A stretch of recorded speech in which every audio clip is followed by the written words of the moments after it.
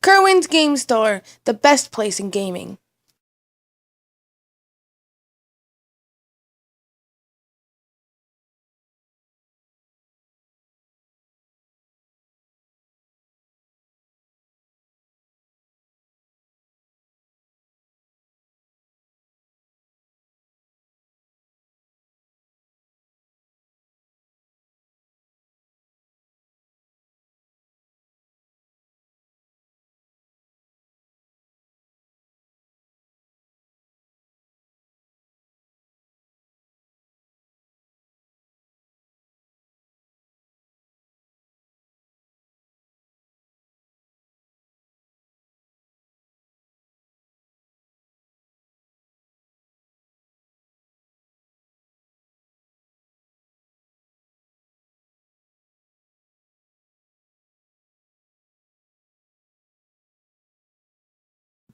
Hey everybody, we're back with round 2. I'm joined by Rachel Unruh. And we have John Delano and Derek Snyder. John is playing Abzan mid-range and Derek Snyder is Abzan aggro.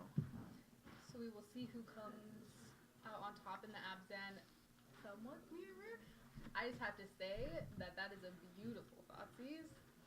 It is the old art and it is spoiled and it is very nice. John Delano is a man of many nice cards. I've seen his Jund deck and it is quite nice. You know, supposedly with Thoughtseizes, doesn't matter the art, it does the same thing, but I think you get better cards when you use the old art. I really like Derek's list. It's a pretty stock list. He's actually got some Whisperwood Elementals in the main board, and I really like those. Yeah, absolutely. That card is pretty much insane. So it looks like he has a pretty normal Abzan mid-range deck. He does have a Sorin, which you don't always see, so that's nice, seeing Sorin make a return. As you would expect, the Abzan aggro deck is taking a lot of pain from their lands. This is one of the drawbacks of the deck, is that they take a lot of pain from their lands because they need to have 3 colors and they need them to come in untapped. So they play a full 4 mana confluences. They play all the pain. They play a bunch of pain lands. So. And you can really see that in the fact that John is taking over this game when Derek is at 12 life. Absolutely. The one thing that I really like about John's list is he's actually running Den Protectors and he's running the Death Mist Raptors in the main board of an Abzan mid-range deck, really bringing you some extra value. Absolutely. With the card advantage engine that it presents. Exactly. If you're playing green, you're really looking for that value, and there is nothing that says value more than Den Protector, Death Mist Raptor. Yeah. He's also got the Courser Crew Fixes, very standard for the mid-range deck, and it's quite good. This is our first Courser of Crew Fix match. I actually think Courser of Crew Fix is kind of not a sleeper card in the sense that obviously everyone knows it's good and obviously everyone plays it, but that card seems benign, but that is a completely format warping card. It's not like huge, it's not in your face, it's not a Dragon Lord Atarka, but that card changes everything. Like what aggro can play, what aggro has to be able to deal with. That card is just insane, and it's also very good in like mid-range mirrors and control, like against control decks because of the card advantage it presents. And it can be very underwhelming from time to time because your opponent can just assume that you're just going to play a 2/4 and they're just not going to care about it. I can just chump block that. But the advantage that you can get from Courser drawing a card every turn is actually, it amounts to so much more. Exactly. And if you're playing an aggro deck and you don't have a way to beat Courser, you might as well go home. This is true. You will see it, a lot of it too.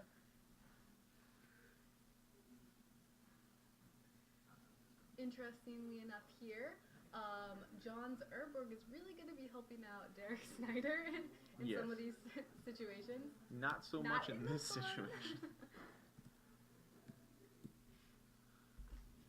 But Bramaz is a very good threat. That can be very hard to deal with from time to time. Yes, absolutely. So we will see. It looks like he is thinking, and he's going to downfall it. If you think you're going to downfall the Bramaz, downfall it earlier rather than later. Yes. It's definitely the course of action there. So here it's really going to be a question of whether or not Snyder has any more gas. If if John can deal with his threats, and it starts moving more into the late game, he doesn't really have a good path to victory after that.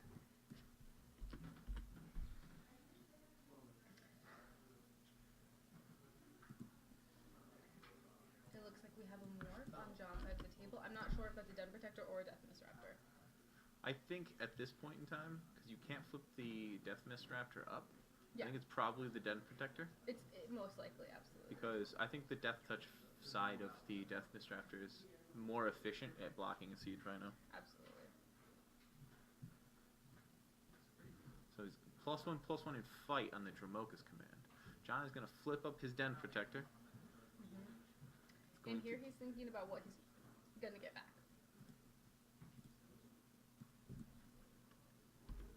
Both opponents are falling very, very, very low.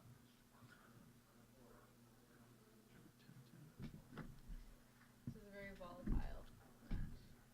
John looks like he's going to get back the Abzan Charm. He's going to take 5 and go 2/5. This is very, very low territory for a deck playing Siege Rhino. Absolutely. John looks like he's going to main phase the Abzan Charm just to take it off the floor now. And he's going to resolve a Fleece Mane Lion, taking another damage going to 4.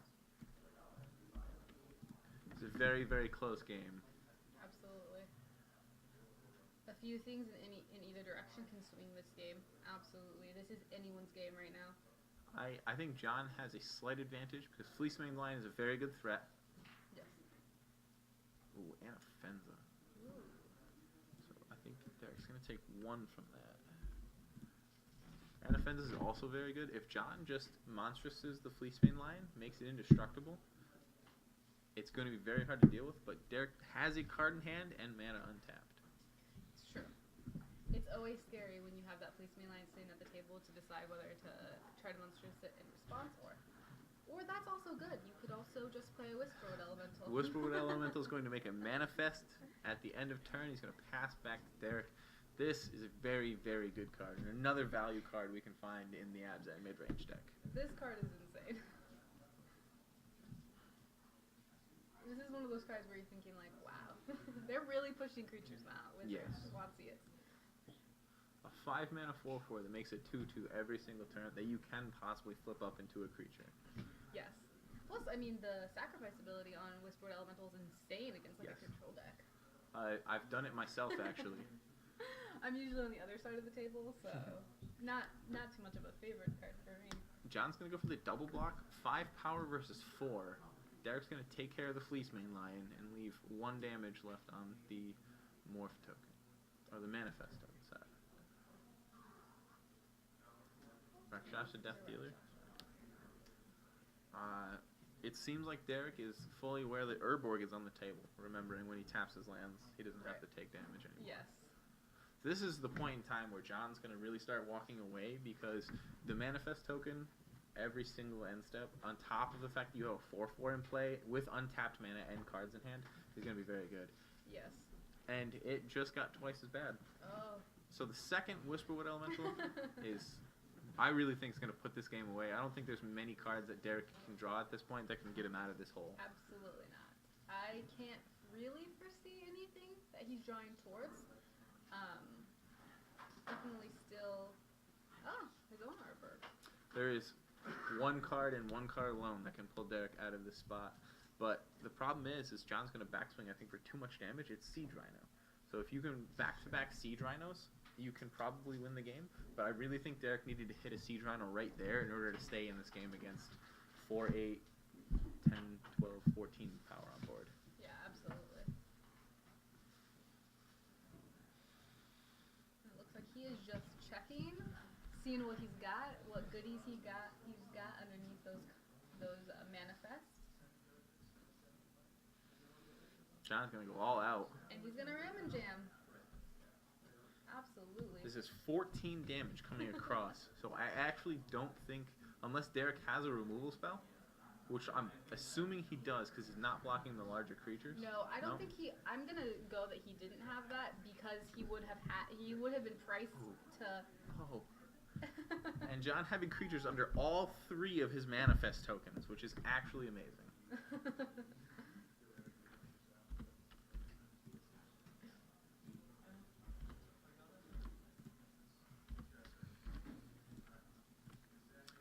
are going to go to the sideboard. Absolutely. So, it looks like in John's sideboard, he has 3 Drown in Sorrows, 2 Mastery of the Unseen, 2 Anafenza, 2 Dromoka's Command, 1 Ajani, 1 Thoughtseize, 1 Crux of Fate, 1 Ultimate Price, 1 Nissa, and 1 Foul Tongue Invocation. I really like the Foul Tongue Invocation. Absolutely. It's a card that is one of the removal spells in format that doesn't care what creature it is. It leaves it up to your opponent to pick which one, sure, but John's deck is a bit creature heavy for an Abzan deck for sure, but it's one of those lists that you can really catch a good creature if you play your removal spells correctly. Yeah, I would definitely. He's definitely on the controlling side already, so I would bring in any of the cards. Like, I would bring in Crux of Fate, I would bring in Ultimate Price, I would bring in the Foul Tongue. Even though they don't necessarily hit everything, like the Ultimate Prices we've talked about, it's good to just overload on removal spells. Your creatures are most likely going to stick, so you don't need an abundance of them necessarily. So I would definitely bring in all of those. I really like the Mastery of the Unseens as well, because making creatures that can block and being able to flip up and gain a bunch of flesh against the aggressive deck is really good. The Nissa and the Ajani, I think, are really good too, because you're going to be trading resources with them a lot, and the 2 Planeswalkers are going to be able to help you get ahead on resources, which is really important. Nissa is a very insane magic card. I think it's a testimony to how insane the format is that she doesn't see more play, because there's pretty much nothing in the format that deals with her in its entirety. If she comes down and makes a 4/4, Ugin doesn't even deal with it because it has to be a colored permanent. So that is an insane card. So I don't know, if I was on John Delano's side, I would definitely be one of the person who probably brings in Nissa a lot. So on Derek's side, we also have Drown in Sorrows, Nissa's. He has a Sorin, Glare of Heresies, Duress, Thoughtseize, Elspeth, and Foul Tongue, and Erish and Cleric as well. I really like the Nissas and the Sorin as well. The Glare of Heresy, I believe, is very good against John's list because he has Fleecemane Lions, because he has Elspeths. We didn't see the Sorin, so Derek doesn't really know about that, but it's probably good to bring it in. I like the Thoughtseize as well, because being able to knock John off of his plays is very, very good. The Abzan mid-range deck has really, really powerful threats through the mana curve, and if you can mess up a point in the mana curve, I think it's a really, really good spot to be in. He's got his own Elspeth as well, and a Foul Tongue Invocation as well. I don't know if I like the Foul Tongue Invocation as much for Derek, but I do like the Elspeth because it's one of those games. Abzan, in all of its flavors, is a very grindy deck, and to be able to have the top deck Elspeth champion is really good. It is good. Similar to what I was saying earlier, is he definitely wants to make sure he keeps his curve low. He wants to get in underneath of it because John's deck is just so much better suited to deal with his late game. So while I do think he should bring in the Elspeth, he has to be very careful to not bring his curve up too high. Yeah, there's only one Elspeth it looks like, so it's one of those cards that I like, and it's fine, I think. The cards that I can't say I really dislike anything in the main board for him. Thoughtseize, Tremoka's Commands, Downfalls, Abzan Charms, Murderous Cuts, they're all really good things to deal with all of his threats. And it looks like we are off, and it looks like both players decided to keep their 7s. Derek on the play is going to start off with a Rakshasa Death Dealer going to 19 from his Llanowar Wastes. This card is very good. What I have noticed about this card, personally, is I very rarely see people being able to have the mana to regenerate it. People, like, Abzan aggro normally is tapping out, playing a lot of threats. Just something to note. It is a very good card either way, just that it has the ability to be regenerated. The forest on John's side is almost one of my favorites. It's from the APAC series. And this man knows his forest. You heard him. He's a John Mage. He knows his forest. My personal favorite forest is one of the APACs, actually. It's the APAC Korea forest. And it's actually because I spent some time in Korea. Oh, that is very nice. It's like a personal thing to your heart and a very beautiful land. So. It really is. Oh, he is a classy man with that planes. I believe that's APAC as well. It is. So he's going to play a Fleecemane Lion, pass back. Derek's going to attack with his Death Dealer, knowing that the Fleecemane's not going to be able to block it efficiently. And then I believe, here's an Anafenza the Foremost. See, this is the Abzan aggro draw that he really, really needs in order to get ahead on board. And Anafenza, while being like an amazing card, it's a great deal. It's also really good against John's deck because it shuts off those Death Mist Raptors. It shuts off that huge value that he's gonna grind Derek out with. This is true. And the other point to Anafenza is when he goes to attack with both of his creatures, the Rakshasa Death Eater becomes a 3/3. So there's just no adequate blocks for John on the Fleeceman side. Absolutely. Anafenza is one of those cards like, but wait, there's more. Yes. You can never quite grasp every line of text on her. And John's, with the Urborg in play, John is not going to let this Anafenza get too far ahead. Oh, man. It hurts. I'm sure that hurt Derek.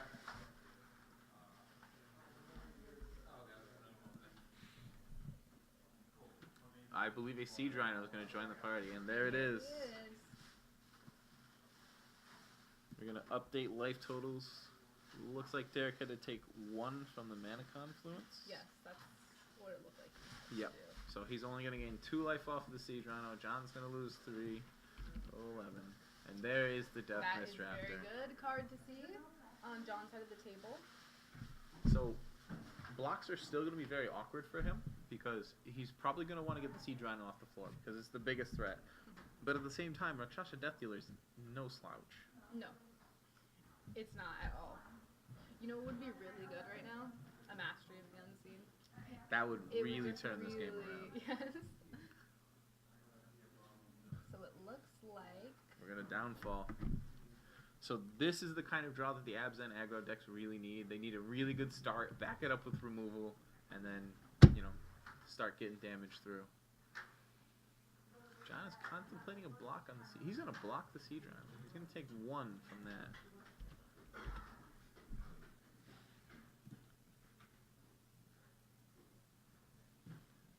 Siege Rhino, another one of those cards you can't quite grasp every line of text on. You just look at every single piece. It's like it's a 4-mana 4/5, which is already enough value. Lightning Helix on enter, and they gave it trample. Wait, there's more. It's like, it basically says, I'm going to win the game. Just give me a second. You can have all of this for the low price of 4 mana. So, followed up with a Crux of Fate by John, which was really good in the situation. No regeneration mana on the Rakshasa Death Dealer, which was very good. Kind of went back to what I was saying, is they're tapping out all the time. They need to completely overload the board with threats. So, a lot of times that Rakshasa Death Dealer doesn't get to be regenerated.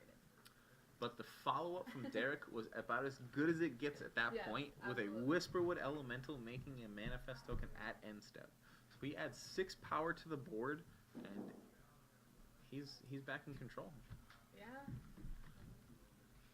It looks like he Den has Protector. a Den Protector. John's gonna he gets to get the Death Mist Raptor back.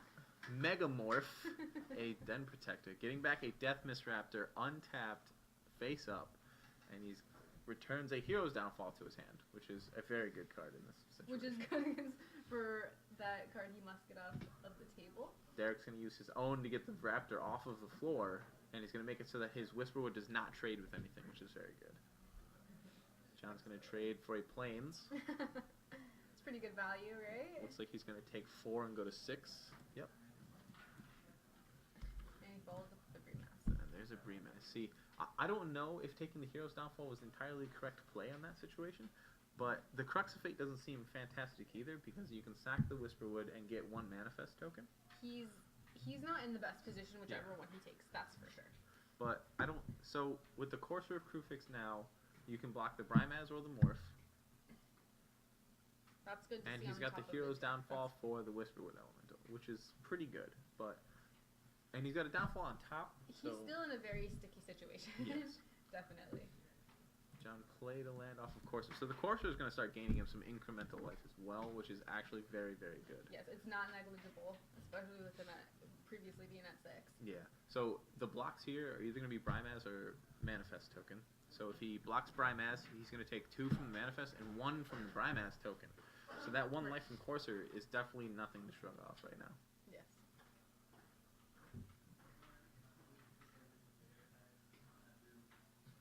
Alpha Strike from Derek. Brimaz having Vigilance, being a very good attacker and blocker. We look like 1, 2, 3, 4 mana. Ooh, a Siege Rhino. That is going to That be was a very bad for very John. bad He card. really didn't needed need that. he needed to get something off the table on that turn, and he just could not. Oh no, that's just one of those stomach churning. Oh, 1, 2, 3, 4. Does John has his He own has his siege own right siege now. rhino. That's Not very to good be for him. outdone, he also has a siege rhino.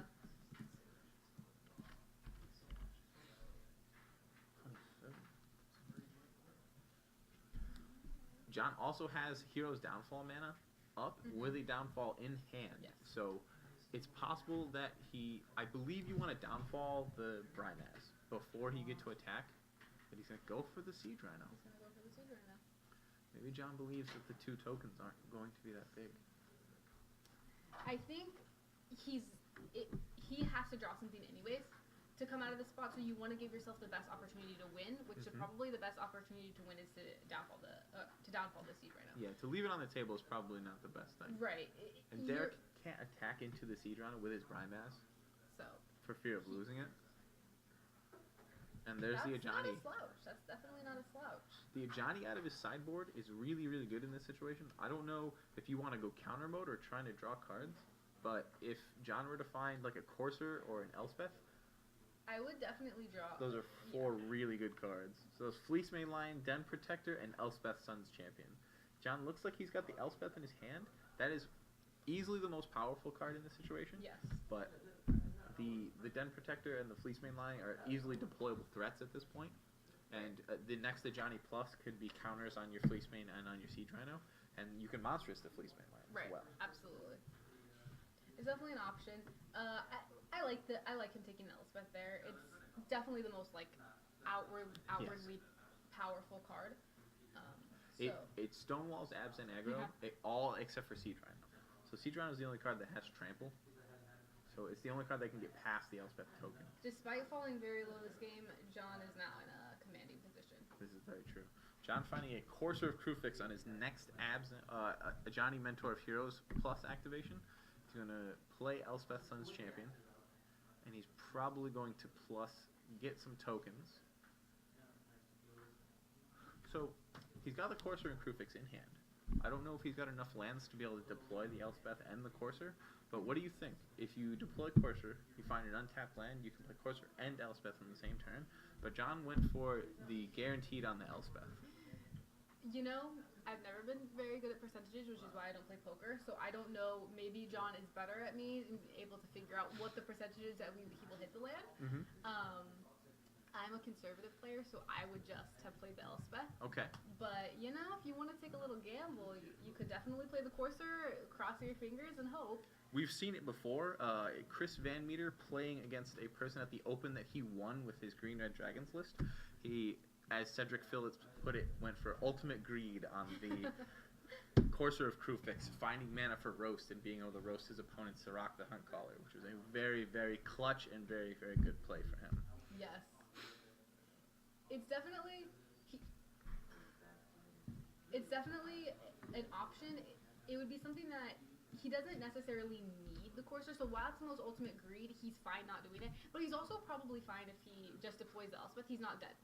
Or just deploys the Courser. He's also not dead. Yep. So if that could be something to take into consideration. And now this is just completely superfluous and. John in complete control of this match, putting counters on his first Siege Rhino, attacking for 7 damage, and then playing a second Siege Rhino. He's got an Azin charm on the top of his deck, and he is sitting really pretty right now. So it's basically, in my opinion, untap, remove threat, probably the Brimaz, and then basically attack for lethal. He's got a Rakshasa Death Deal. That is a very good draw. That's good. That is very good. This is the point in time when I was talking about it, where if Derek would have boarded in his own Elspeth, this is the point in time where you can play Elspeth minus, you can clean up the 2 Siege Rhinos, and then you have Brimaz versus Courser tokens. You're in a much better position. However, while I do think you should bring in the Elspeth, he's almost certainly losing that game anyways. Even if he top decks an Elspeth, he still needs running cards to really win. Well, so you have 2 blockers versus 4 attackers on your Elspeth that goes to 1, I believe. Right, but he also has an Ajani to continually find him This is cards. true. So. But at the same time, if John were to Alpha Strike and leave no blockers back for the Ajani, Derek has Vigilance blockers. That's true. That is So true. Derek can really get back into that game. Definitely. So if he did board it in, he's really hoping to draw it right now. For sure. But It's definitely at this gotta be point in something on his time, mind. those are 2 7-power Right. Siege Now Rhinos. it's too late. And yeah, and that's Yeah. that's the extension of the hand. John Delano's going to win this round. He goes to 1-1. We had 2 local heroes on the spotlight, and I really enjoy spotlighting some of the local guys as well. And I hope you guys enjoyed this match. Yeah, we had to get the Corsair of Crewfix on. We didn't get to see that in the first round, and that's Yep. a huge staple of the format. We saw pretty much all of John's card advantage engines at that. We saw Johnny, we saw Corsair, we saw the Death Mist Raptors. We did. So it's definitely I like this deck a lot. I think John is he's definitely got a really good list going on right now.